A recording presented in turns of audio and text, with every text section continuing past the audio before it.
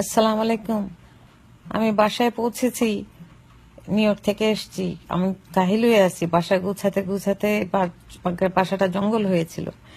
যাই হোক, যে কথা বলছিলাম যে অনেক তো ইন্টারভিউ নেওয়া হলো, আর যত কিছুই হলো, আমি যতটুকু, সবাই আমার একই প্রশ্ন জিজ্ঞেস করে যে এতদিন পরে আপনি কেন এটা জানালেন, এতদিন পরে কেন জানালেন।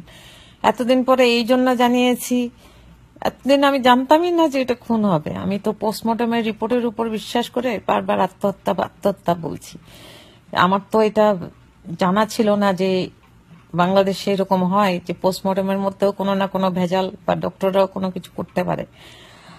আর আরেকটা কথা বলি, আমার আরো অনেক কিছু বলার আছে যেটাতে জানানো দরকার। আমি কিন্তু ডিবির অফিসে যখন যাই, আমার যখন ডিবিতে যখন আমাকে নিয়ে ডাকে, তখন কিন্তু আমাকে এসে কিন্তু সামিরার বাবা নিয়ে গিয়েছিল ডিবির অফিসে, যেখানে আমি কথা বলতে গিয়েছিলাম। আরেকটা জিনিস বলি যে সামিরার হাজবেন্ড যেদিন মারা যায়, ইমন যেদিন মারা যায়, সেদিন যখন আমি আর আমার ছেলে আর আমার পার্লারের মেয়েরা, আমি কিন্তু একটা কথা খুব ভালো করে শুনিয়ে দিতে চাই, আমি কিন্তু ইমনের কোনো পার্লারের কাজের মানুষ ছিলাম না, বা ইমনের কোনো কিছু কাজ করতাম না। ইমন আমার কাছে, নীলা ভাবি জানে, ইমন আমার কাছে ছেলের মতো ছিল। আমি ওরা আজ ছোটবেলায় দেখছি, নীলা ভাবি জানে, বিল্টু, ইমন, ওরা দুজনেই ছোট। আমি বাসায় পৌঁছেছি, তার মধ্যে বলে রাখি।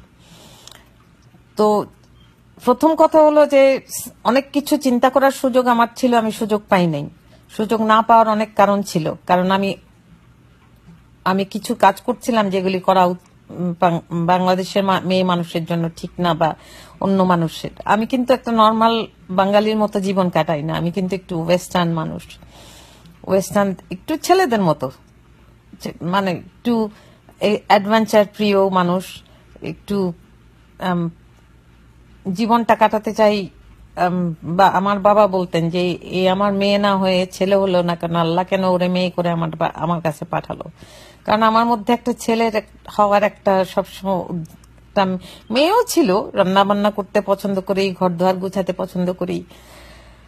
তারপরেও বলি, সালমান শাহর ঘটনা, আমাকে কিন্তু বাঙালি অনেক জানলে বলবে যে হ্যাঁ উনি একটা খারাপ মহিলা, বাঙালির কথা বললে। কিন্তু আমেরিকাতে এটা আমি যা করি এটা খারাপের পর্যায়ে পড়ে না, এক এক দেশে এক এক রকম। তো যে কথা বলছিলাম, যে যখন আমি দৌড়ে যাই ওদের বাসায়, তো লিফটে যখন উঠি, লিফট কিন্তু বন্ধ হয়ে গিয়েছিল। আমি জানি না কেন বন্ধ হয়েছিল। তখনকার সময় আমি লিফটে উঠতে ভয় পেতাম বাংলাদেশে, কারণ আমাদের তো ইলেকট্রিসিটি চলে যেত। তো ওই দিন বন্ধ হয়ে গিয়েছিল। তারপর উপরে যখন উঠে যাই, উপরে দরজা দিয়ে ঢুকার সময়ই সামিরার ইমনের বাসায়, তখন যে ইমনের লাশ ধরাধরি করে কিছু মানুষ নিয়ে যাচ্ছিল, তো আমি আর কিচ্ছু দেখি নাই, আমি শুধু ইমনের মুখটা দেখছিলাম। ওর পুরা মুখটা কালো হয়ে গিয়েছিল, আর না, মুখটা নীল হয়ে গিয়েছিল, আর ঠোঁটটা একদম কালো হয়ে গিয়েছিল। কিন্তু জিব্বা টিব্বা বের হতে আমি কিন্তু দেখিনি, আর খেয়ালও করি নাই এত। আর বাসার ভিতরে ঢুকে প্রথমেই সামিরারে দেখলাম যে ডাইনিং টেবিলের পাশে, ডাইনিং টেবিল আর কিচেনের মাঝখানে ও বসে কান্না, আমারে দেখেই চিৎকার করে বললো যে রুবি আন্টি, ইমন মারা গেছে, ইমন মারা গেছে। ওর জিব্বা বের হয়ে গেছে। আমি তো একজন বিধবা ছিলাম, 19 বছরে বিধবা হয়েছি। তো আমার চোখে তখন ওকে বিধবাই মনে হয়েছে, আমার মতোই ওরকম মনে হয়েছে। যাই হোক, প্রথম কথা হলো যে আমার ছেলেকে কেন সামিরা একটা জিনিস দিল আমাকে না জানিয়ে, যেটা ওদের বাসার থেকে আমার বাসার ছাদে ফেলা হলো। জিনিসটা যে কি ছিল, কত বড় ছিল, এটা নিয়ে আমার কোনো ধারণা নেই। আর আমার হাজবেন্ডের ব্যাপারে এখনো আমি কিছু জানি না। যা কিছু হয়েছে, ও আমেরিকা আসে 22 তারিখে, 6 তারিখে এই ঘটনা হয়। তো আমি ব্যস্ত ছিলাম ওকে বিদায় দেওয়ার জন্যই বেশিরভাগ, যে ও আমেরিকায় চলে আসবে। তো আমার জীবনের একটা আমি হুমকি কোন রকম ফিল করেছি, জানি না এটা সত্যি কি মিথ্যা, যার জন্য আমি নিউ ইয়র্কে চলে গিয়েছিলাম। আর এইভাবে ফেসবুকে আসছি এই খবরটা জানানোর জন্য যে ইমন যেদিন মারা যায়, সেদিন সামিরা আমার ছেলেকে একটা কাপড়ের মধ্যে বেঁধে কিছু দিয়েছিল, যেটা আমি ছেলের কাছ থেকে শুনেছি। ছেলে বলবে কি না বলবে তা জানি না, কিন্তু সত্যি কথা তো বলতে হবে। কোরআনের একটা বাণী শোনাই যে জেনে শুনে তোমরা সত্যকে গোপন করো না। তো তো সত্য যতটুকু জানি বলেছি, কেউ বিশ্বাস করলে করুক, না করলে না করুক, আমার কিছু আসে যায় না। আমি যতটুকু জানি, আমি আল্লাহর উপর ভরসা করে অতটুকুই করেছি। আমার সংসারে তো আমার স্বামীর সাথে তো আর কতদিন পরে যে যতদিন পর্যন্ত আমি না জানি যে আমার হাজবেন্ড 100% ইনোসেন্ট, আমার মনে হয় না আমি আর ওর সাথে কোনোদিন সম্পর্কে যেতে পারবো, যদি আমরা এক বাসায় থাকি। আর টিভিতে এসব ইন্টারভিউ দিয়ে অল্প সময়ের জন্য কিছু হয় না। তো যে কথা বলছিলাম, এই জন্যই আমি বলছি যে এটা খুন। যেহেতু সামিরা হাজবেন্ড মারা যাওয়ার সময়, যখন হাজবেন্ড মারা গিয়েছে, হসপিটালে না যেয়ে সে তার গয়নাগাটি বা কোনো কিছু, আমি জানি না কি ছিল মানে কাপড়ের মধ্যে বাঁধা, এগুলি নিয়ে ব্যস্ত ছিল। আর সবকিছু চাইনিজ মানুষের বলারও কারণ ছিল, আমি 32 বছর এই চাইনিজ মানুষদের সাথে থাকি, আমি ওদের চলাফেরা কিছুটা দেখি। আমি এত বুদ্ধু না যে কিছু বুঝি না, কিছু তো বুঝি। আরেকটা কথা, সামিরাকে আমার যেটা প্রশ্ন, সামিরাকে কেন সামনে আনে না? ওর বাবা কেন ওর হয়ে কথা বলে? ওর হাজবেন্ড কেন কথা বলে? এখন সামিরা কেন কথা বলে না? সামিরা কেন সামনে আসে না? ও কি ভিআইপি? বাংলাদেশের কি প্রধানমন্ত্রীর থেকে উপরে যে উনি কথা বলতে পারে না, জনগণের সামনে আসতে পারে না? কেন ওনারও ভয়? কারণ কথা বলতে পারবে না তো, জবাব নাই তো। তো সবাই মিলে দাবি করেন না কেন আপনারা যে সামিরা কেন সামনে আসে না? সামিরা সামনে আসলেই চলে। এত বছরে তো কেউ দেখে না ওরে। আমার হাজবেন্ড মারা গেছে ক্যাপ্টেন জামিল হক, আমি এখনো বড় করে বলি যে ক্যাপ্টেন জামিল হকের বউ ছিলাম আমি। সামিরা কেন এসে বলে না যে হ্যাঁ আমাকে নিয়ে এত কথা হচ্ছে কেন, আমি কি করেছি, বা আমার কি কারণ ছিল যে আমি খুন করব? কিছুই তো বলে না ও।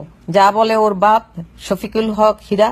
আর যে কথা বলছিলাম, যেদিন খুন হয়, খুন বা আত্মহত্যা যেটাই হোক, আমি কিন্তু কোনো ইনভেস্টিগেশনের মধ্যে কিন্তু কোনো বলবো না যে এটা আত্মহত্যা না হত্যা, এটা আমার বলা উচিত না। আমি আগের বার যেটা বলেছি ভিডিও করে, সেটা হলো, সেটাতে আমার রং ছিল, আমি ইমোশনাল ছিলাম বেশি, যার জন্য আমি বলেছি যে এটা হত্যা। হত্যা কি আত্মহত্যা ওইটা তো ঠিক মতো যদি আবার সামিরাকে যদি নিয়ে বা সামিরার বাবাকে নিয়ে যদি জিজ্ঞেস করা হয় তাহলে ঠিকই বের হবে। আরেকটা কথা বলি, সামিরা 2 ফুপু থাকতো ঢাকা শহরে। সামিরা, এটাও আমার মনে প্রশ্ন ছিল, সামিরার 1 ফুপু থাকতো আমাদের সাংহাই রেস্টুরেন্টের পাশে, ফুপার বাসা, উনি একজন লয়ার ছিলেন, আমার নাম মনে নাই। ওই বাসায় না যে কেন ও প্রতিবেশীর বাসায় সন্ধ্যা পর্যন্ত বা ওর বাবা মা আসা পর্যন্ত কেন রইল? কত প্রশ্ন আছে না। তারপরে আরেকটা কথা বলি, সামিরাকে যখন আমি বললাম যে সামিরা আমাকে ওর বাবার ফোন নাম্বার দিয়ে বলল যে রুবি আন্টি আপনি ওই বাসার থেকে, যেই বাসাতে ও যে বাসার মানুষ ওকে নিয়ে গিয়েছিল, ওই বাসাতে থাকতেই ওর বাবার ফোন নাম্বার দিয়ে আমারে বলেছিল যে ওর বাবারে ফোন করার জন্য। তা আমি ফোন করার পরে আমাকে হীরা ভাই একজন অফিসারের, পুলিশ অফিসারের ফোন নাম্বার দিয়ে বলল যে আপনি ওনারে ফোন করেন। তা আমি যখন, উনি আমাকে তুমি করে বলতে রুবি তুমি ওনারে ফোন করো। তো ফোন করার পরে ওই লোকরা আমি বললাম যে সামিরাকে কি আমি বাসায় নিয়ে যাব, আমার বাসায়? তখন ওই লোক বলল যে না না না না, এই কাজ করেন না আপনি, এই কাজ করলে আপনি ফেঁসে যাবেন। আমি তো, আমার হাজবেন্ড তো চায় নাই যে আমি সামিরাকে আমার বাসায় নিয়ে আসি, এই জন্য আমি আনতেও চাই নাই। আরো ঘটনা আছে, যখন সামিরা আমাকে হঠাৎ করে বলল যে আবুলের কাছে, আবুলটাকে আমি তাও জানতাম না, বলছে যে রুবি আন্টি ইমন একটা সুইসাইড নোট রেখে দিয়ে গেছে। আমি বলছি ওইটা কই? তুমি জানো যে এটার কত ইম্পর্টেন্ট জিনিস একটা, যে কেউ যদি আত্মহত্যা করে সুইসাইড নোট রেখে গেলে? তখন ও আমার যেই জবাব দিয়েছিল যে এটা আবুলের কাছে আছে। তো এইরকম কত কত জিনিস আমার মনে প্রশ্ন আছে, ছিল, এখনো আছে। কেমন করে খুন হয়েছে না আত্মহত্যা হয়েছে এ নিয়ে আর কথা বলবো না। তখন ওই দিন মাথা ঠিক ছিল না, একটুখানি ভীত ছিলাম, এই জন্য এরকম করে বলেছি যে এটা হত্যা। আর নীলা ভাবির কথা চিন্তা করেও তো যে কথা বলছিলাম যে আমার কিছু হলে কিন্তু কোনোদিন কিন্তু ভাববেন না বাইরের মানুষ কিছু করেছে। বাইরের মানুষ যদি করেও থাকে, আর সবসময় ভাববেন যে আমার পরিবারের মানুষটাই আমাকে করেছে। আমি এই বাড়িতে আছি কারণ এই বাড়িটা, এটা আমার বাড়ি, আমি তো হোটেলে হোটেলে কাটাতে পারবো না, এই জন্য ফেরত এসেছি এখানে। আরেকটা জিনিস যে আছে অনেক কিছু বলার, হীরা ভাই আমাকে কেন ডিবির অফিসে নিয়ে গেল, আর উনিই কেন কথা বলে খালি? লুসি কোথায়? লুসির মেয়ে কোথায়, সামিরা কোথায়, ওরা ওরা কেন কথা বলে না? আমি তো কথা বলছি, আমি তো ভিডিও করে কথা বলছি। আমার কি স্বার্থ আছে এর মধ্যে? আমি তো স্বার্থ হারালাম। আমার স্বামীর সাথে তো আজকে আমার সম্পর্ক নাই বলতে গেলে। একই বাড়িতে আছি আমরা, কিন্তু দুইজন দুই জায়গায়। আমি বাড়িতে ফেরত আসছি, কিন্তু আমার হাজবেন্ডের ব্যাপারটা যদি আমার কাছে ক্লিয়ার না হয়, আমার তো মনে হয় না আমি কোনোদিন ওরে আর নিতে পারবো। আমি আমার কিছু নীতি আছে, কেউ কিছু ভাবুক আর না ভাবুক, সাংবাদিকরা কিছু লিখুক আর না লিখুক, আমার জীবন যা গিয়েছে আল্লাহ জানেন আর আমি জানি, আর মানুষ নিশ্চয়ই জানবে যে কেমন গিয়েছে। আমি একটা ছেলের মতো জীবন কাটিয়েছি, একটা মেয়ের মতো জীবন কাটিয়েছি, এখনো কাটাচ্ছি। না হলে নিউ ইয়র্কের মতো জায়গায় যে আমি এত ব্যস্ত একটা শহরের মধ্যে যে একটা হোটেলে যেয়ে কয়েকদিন থাকতে পারতাম না।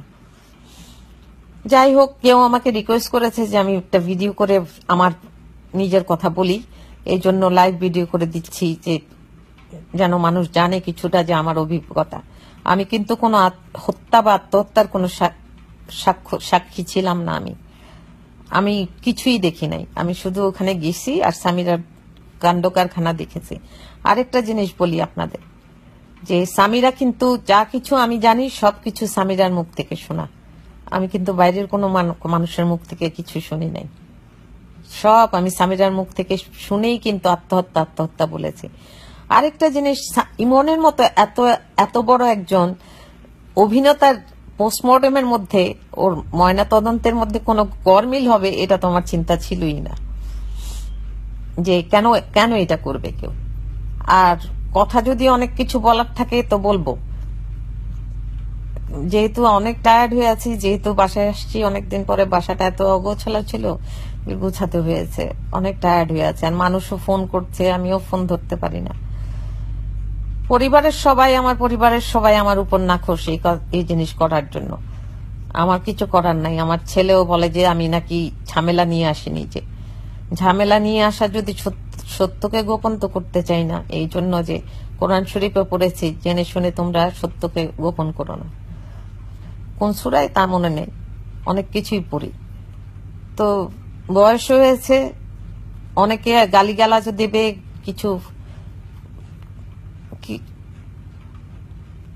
আমার তো মাথাও কাজ করে না এখন। গালিগালাজ অনেক করে মানুষ, না করলে না করুক, এই যা ইচ্ছা তা বলুক মানুষ, কিছু আসে যায় না। আমি তো আমার জীবন তো এমনিতেই আমি দাওয়ের মানে আল্লাহর উপরে, এটা আমার জন্য একটা বিরাট পরীক্ষা। ধৈর্য ধরতে হবে, অনেক ধৈর্য ধরতে হবে দেখার জন্য যে কি হয়। আমার জন্য এটা একটা বিরাট পরীক্ষা। এই পরীক্ষায় উত্তীর্ণ আমাকে হতেই হবে। পরকালের জন্য হলে, এই কালের জন্য নিলে তো সংসার খুব সুন্দর করে উপরের তলায় যে জামাইয়ের সাথে শুয়ে থাকতে পারতাম, যে কিছুই হয় নাই। কিন্তু এটা করতে মন চায় নাই, সায় দেয় নাই। আমার বাবা একজন সৎ মানুষ ছিলেন, তার মেয়ে আমি, আমাকে তো ওনার শিক্ষাতেই চলতে হবে। আর যে কথা বলি, যে কষ্ট হচ্ছে আমার, সাজানো সংসারটা ধ্বংস হয়ে যাচ্ছে, কষ্ট হচ্ছে, কিন্তু এটা তো করতেই হবে। আর আমি নিউ ইয়র্কে গিয়েছিলাম কনসুল জেনারেলের অফিসে, আমি কনসুলেট জেনারেলের অফিসে, ওখানে আমি কনসুল জেনারেলের সাথে যা দেখা করতে চেয়েছি দেখা করতে পারি নাই। 2 বার গিয়েছি, সকালে একবার গিয়েছি, 1 ঘন্টা অপেক্ষা করে, ওনার সাথে দেখা হয় নাই, উনি ছিলেন না। তো আমি বলেছি যে 3টার সময় যাব, তো 3:30টার সময় যাওয়ার পরে ওখান থেকে ওনারা লোকেরা বলল যে আপনি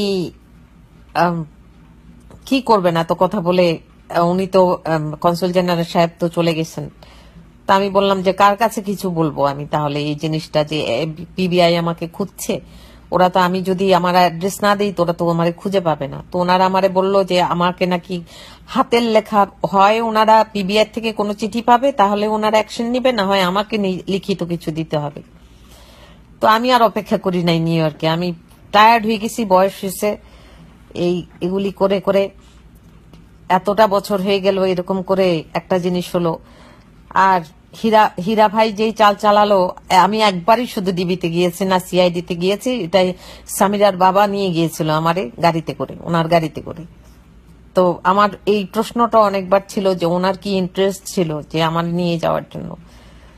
তো বেশি বেশি ঘাটাই নাই। এই জন্য আরেকটা কথা আপনাদের বলে রাখি, আমি কিন্তু আমেরিকায় থেকেছি, আমি কিন্তু আমার বাসার সামনে একটা মদের দোকান আছে, আমি বেশিরভাগই মদের উপর পড়ে থাকতাম।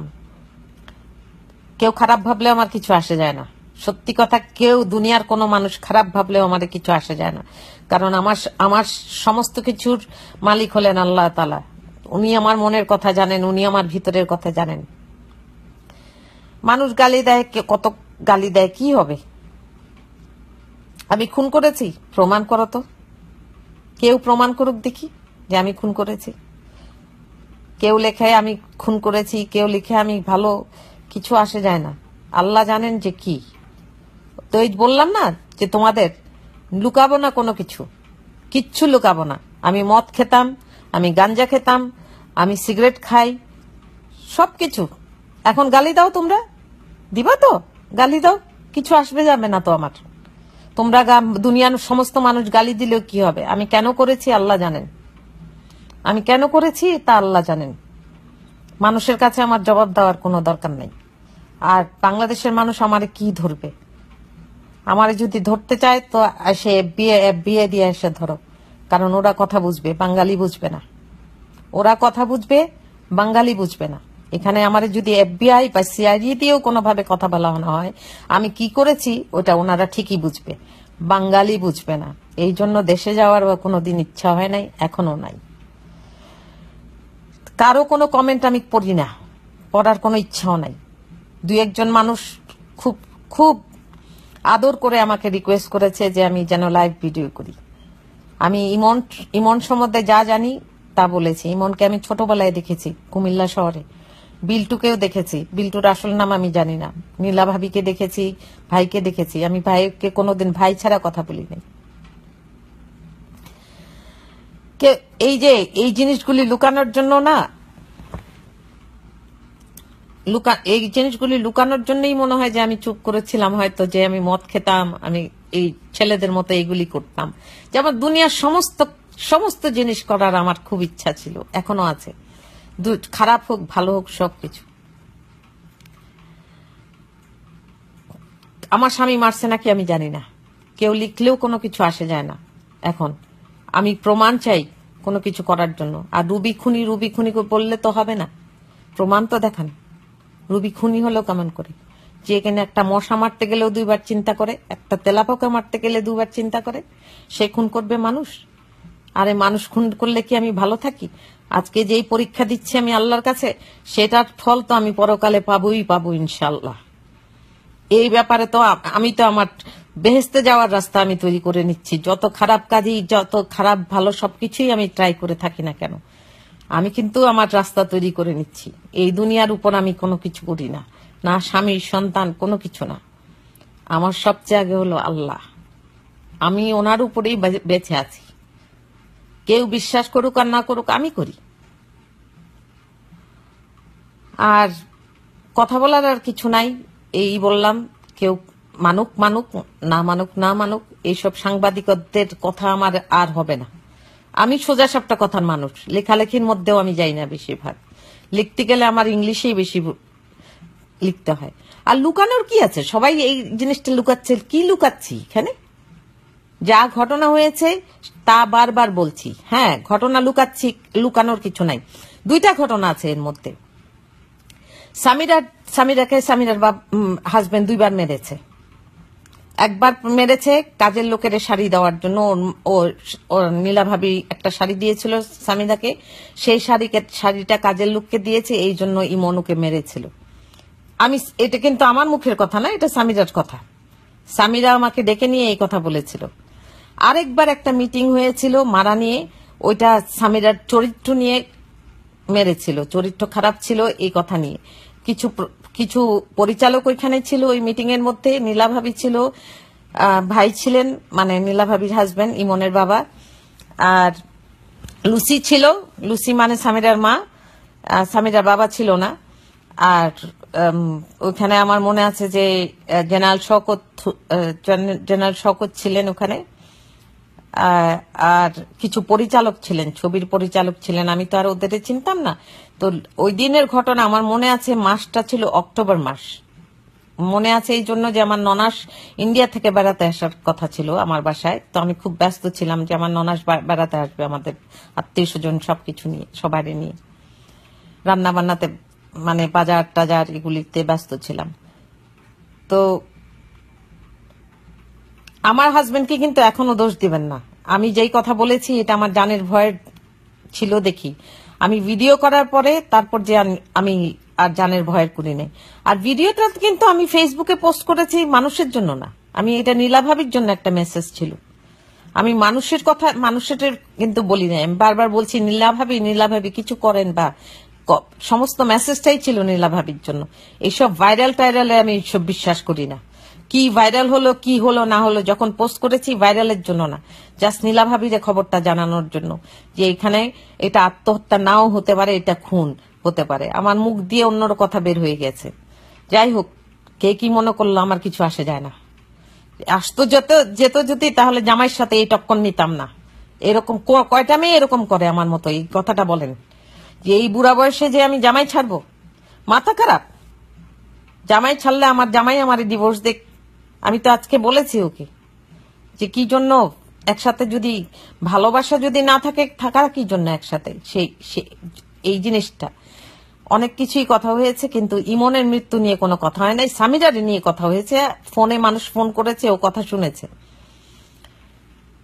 তো আমার লুকানোর আর কিছু নাই। রুবি সব খারাপ কাজই করেছে, খুন করে নাই, খুন করার সাহস আমার নাই। আর বারবার কে জিজ্ঞেস করে কেন মানুষ যে আমি চুল ছোট করছি, চুল আশ্রাই না, আমি চুল আশ্রাতে আমার পছন্দ না, আমার সময় নাই। আমেরিকাতে সময় নাই, চাকরি করে বাসা গুছিয়ে বাজার করে রান্না বান্না করে কাপড় চোপড় ধুয়ে আমাদের সময় নাই, চুল বাঁধার সময় নাই। বুঝতে পেরেছেন? আর যেখানে আমি বাবুর্চির কাজ করি, তো আরেকটা কথা বলি, কুক বলি নাই, শেফ বলি নাই, বলছি বাবুর্চি বাংলায়। ইংলিশে কিন্তু আমি কথা বলতে পারি, খুব ভালো ইংলিশ বলতে পারি, আপনাদের সাথে ইংলিশেও কথা বলতে পারি, কিন্তু বলবো না, বাঙালি তো।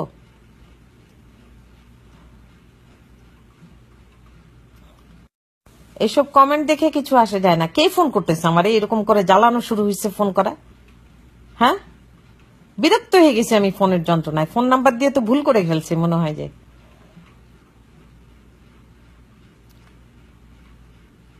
বারবার বলছি এক কথা, যে যেটা বিশ্বাস করেন কিছু আসে যায় না। যদি FBI CID নিয়ে আসেন কথা বলবো, তারপর বাঙালির সাথে কথা বলবো না।